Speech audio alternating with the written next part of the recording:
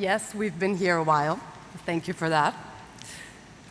And you know, for 5 years, when I told people I was doing a PhD, I've been getting this stare. And then, so basically you sit around and you think, or sometimes, yeah, you read, you write. So now, as I was thinking about this speech, I really asked myself, what is a PhD? What have we been doing for the past 5+ years? So I'm going to try to summarize it, share a few thoughts with you. What is a PhD?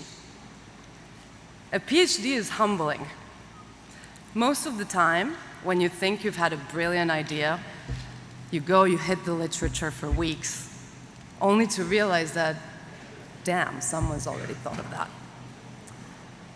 The very concept of research is to build on the ideas of other scientists, living and dead, so that others might build on yours.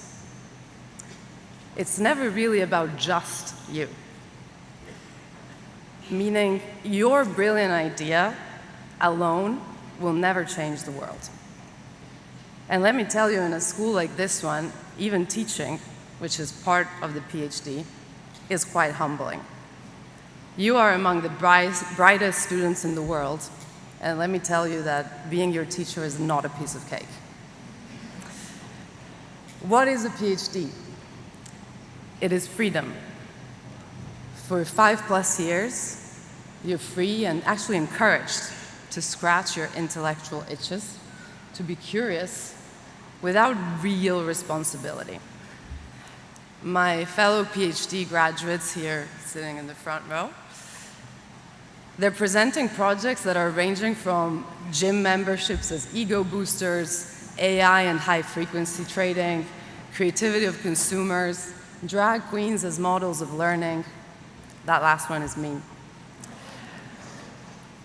HEC has supported our freedom to pursue the craziest projects, believing in their potential, getting global audiences to listen to us, and making sure that we achieve the greatest impact at a scholarly and at a practical level.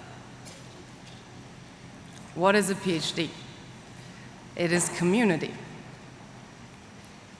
Research has this reputation of being a lonely profession.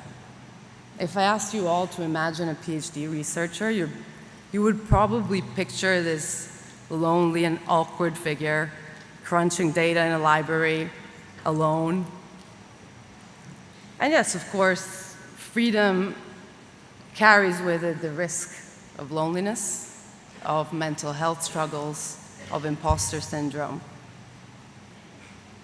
But the truth is that ideas belong to a community, to a constellation of curious people.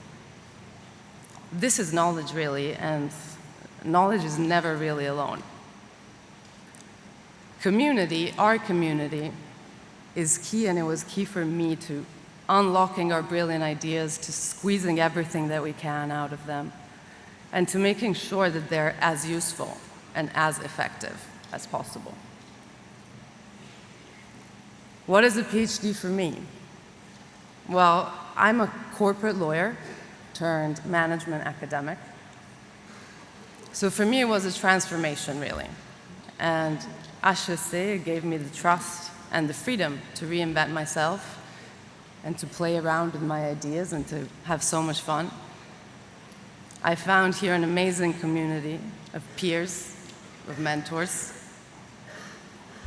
And having navigated the humbling part of it, I'm now immensely grateful to be able to do the best job in the world, exploring my weirdest curiosities with other curious people. I'm especially grateful to my supervisor, Dan Newark, to mentors Françoise Chevalier and Matteo Winkler.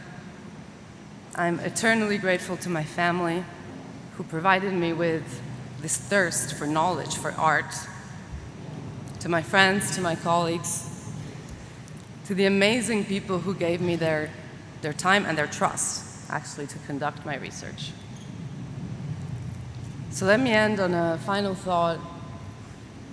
For centuries, universities have been the beacons of intellectual freedom, cross-cultural and interdisciplinary dialogue.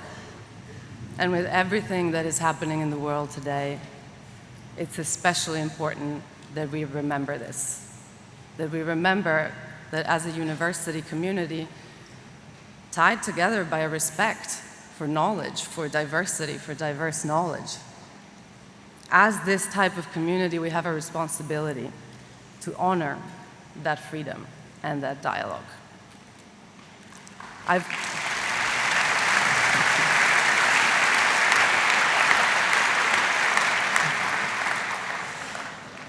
seen it. I've seen it beautifully done here by faculty, by students, and I trust that we, graduating class of 2024, will uphold those values wherever we go, university or not university.